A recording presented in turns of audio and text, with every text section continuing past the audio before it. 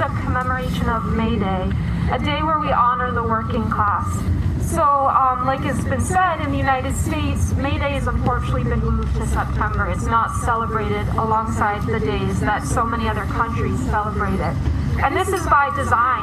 The ruling billionaire class does not want us to remember the radical history of this holiday.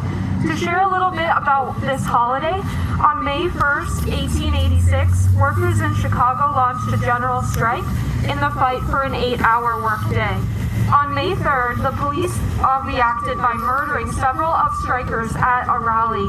And the next day, a demonstration was called in Haymarket Square, where an unknown individual threw a homemade bomb into the crowd. In response, the state launched lots of violence. There were police officers present. They actually ended up killing 4 people and injured over 70 more.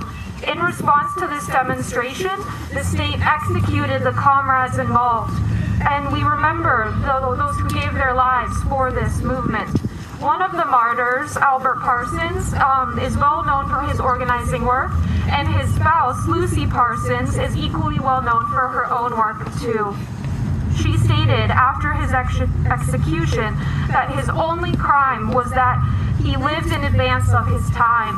Almost 200 years later, it's easy to see how they're right. The 8-hour workday is standard in many industries, thanks to the efforts of the comrades who have come before us, and to those who built the foundation of the struggle. The execution of the Haymarket martyrs was not the first act of state violence, and it certainly wouldn't be the last. In 1937, closer to home in North Chicago, workers at the Fan Steel Metallurgical Co. went on strike after their employer refused to collectively bargain with this union, as it was required by law under the Wagner Act passed nearly 2 years prior. The state responded by using axes, battering rams, and tear gas against the striking workers, who were very much supported by their local community, by people who gave them food and supported them through mutual aid as they conducted a sit-down strike.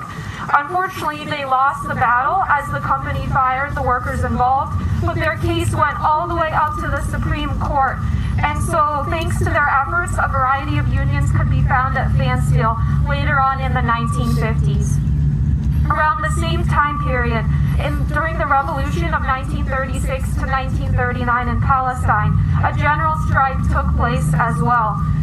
Workers responded to mass firings, a decrease in wages, and rising settler colonialism by launching a general strike that shut down the economy.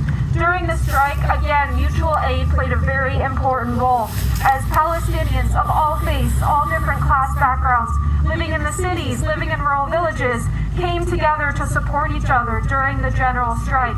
We have a lot to learn from our comrades all over the world, in Palestine, and even through the power of place, studying our local history here as well.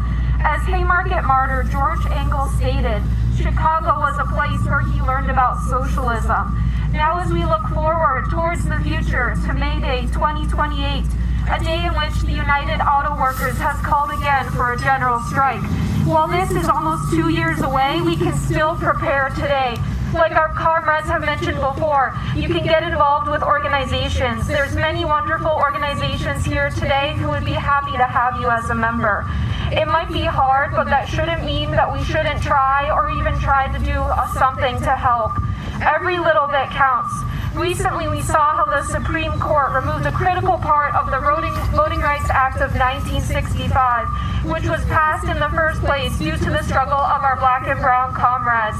With this continued attack on voting rights, our participation in democracy is more important than ever.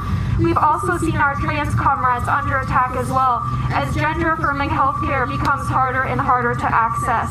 And here in Waukegan, healthcare is hard to access as well, as Vista East is in trouble. The OBGYN unit there is closed down. There are no babies being born there in Waukegan. We deserve healthcare that meets our needs, that puts people before profits. So, what can we do about this? Again, we can join an organization. Maybe you can use one of your skills or talents. Do you play a musical instrument? Can you cook a dish really well? Do you bake? Do you have a garden? Can you drive a carpool? Can you keep the kids entertained? There's a role for everyone in the struggle, and we're all welcome here, and we all deserve to be respected. There's an inscription written on the Haymarket Martyrs Memorial in Forest Park, as they actually weren't allowed to be buried in the city of Chicago. They were yet again disrespected, even in death. This inscription says, "We will build your dream," and we will. Everyone has a role to play in the movement. To end on a quote by August Bees, one of the Haymarket martyrs, "The time will come when our silence will be more powerful than the voices you strangled today." Thank you, and solidarity forever.